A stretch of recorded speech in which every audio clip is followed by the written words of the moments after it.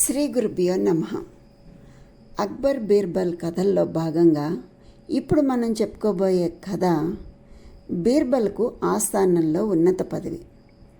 అంటే బీర్బల్కి ఏ విధంగా అక్బర్ ఆస్థానంలో ఉన్నత పదవి లభించింది అనేదే మనం ఈ కథలో చెప్పుకోబోతున్నాం. అక్బర్ చక్రవర్తి సభలో కొలువు తీరి ఉన్నప్పుడు ఒక యువకుడు మెల్లగా లోపలికి ప్రవేశించాడు. అక్బర్ చూపులు తన మీద పడగానే ఆ వచ్చిన యువకుడు వంగి సలాం చేశాడు. ఎవరు నువ్వు, ఎందుకు వచ్చావు అని అడిగాడు అక్బర్ చక్రవర్తి. ప్రభు, నా పేరు మహేష్ దాస్. ఆగ్రాకు 4 ఆమడల దూరంలో ఉన్న కుగ్రామం మాది.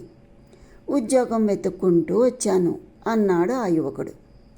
నీకు ఇక్కడ ఉద్యోగం దొరుకుతుంది అని ఎవరు చెప్పారు అని అడిగాడు అక్బర్.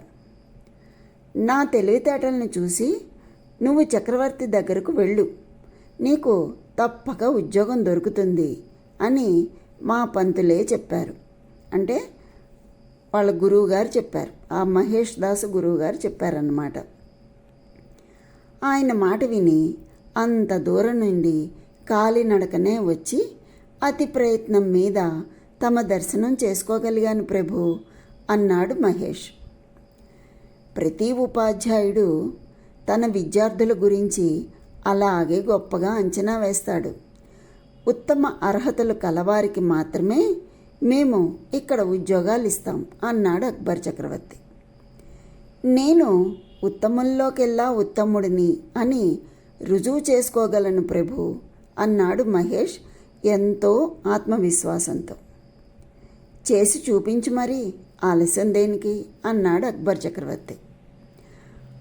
అందుకు ప్రభువులు ఒక చిన్న కానుకను దయచేయాలి అన్నాడు మహేష్. ముందు ప్రతిభను నిరూపించుకుంటే తప్ప కానుకలు ఇవ్వరు అన్నాడు అక్బర్. అంటే ముందు నువ్వు ఏదో రుజువు చేసుకుంటానన్నావు కదా, అది రుజువు చేసుకుంటే తప్ప కానుకలు ఇక్కడ ఇవ్వము అని చెప్పి అన్నాడు అక్బర్ చక్రవర్తి. నేను అడిగే కానుకకు దమ్మిడి ఖర్చు కాదు ప్రభు అన్నాడు మహేష్. అలాగా, ఏమిటది అని అడిగాడు అక్బర్. 30 కొరడా దెబ్బలు ప్రభు అన్నాడు మహేష్. అతడి కోరిక విని చక్రవర్తితో పాటు అందరూ ఆశ్చర్యపోయారు. నీకేమైనా పిచ్చి పట్టిందా అన్నాడు అక్బర్ అసహనంగా. ఆ సంగతి తర్వాత తెలుస్తుంది, మొదట నేను అడిగింది దయచేసి ఇప్పించండి ప్రభు అన్నాడు మహేష్ వినయంగా.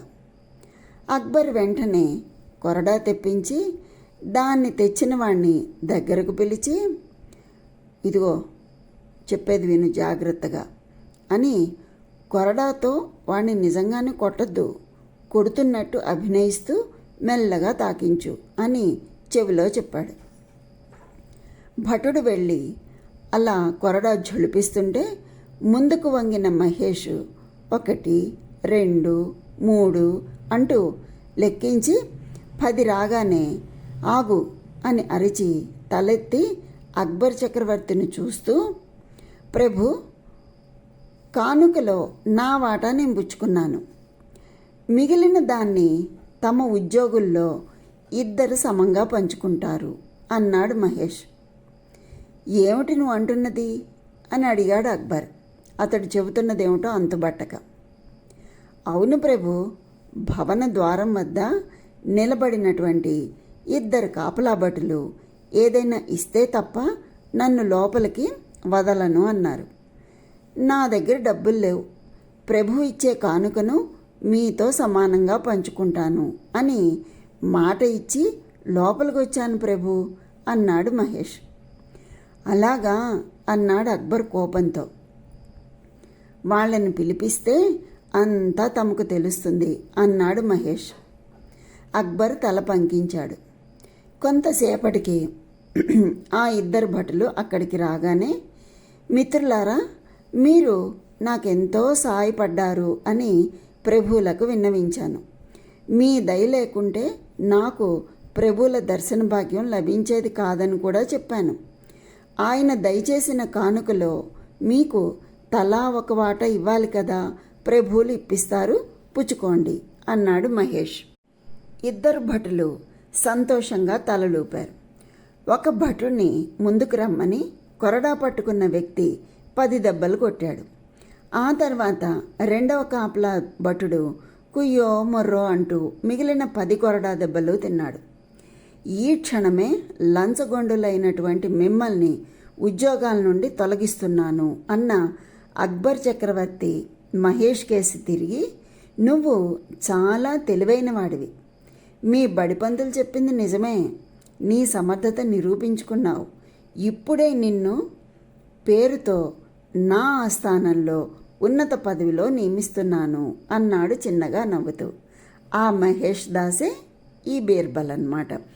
ఆ విధంగా అక్బర్ చక్రవర్తి ఆస్థానంలో తన తెలివితేటల్ని నిరూపించుకుని ఉన్నత పదవిని సంపాదించాడు. అది బీర్బల్ యొక్క తెలివితేటలు. చాలా బాగుంది కదండి కథ. మళ్ళీ మనం మరో మంచి కథతో కలుసుకుందాము.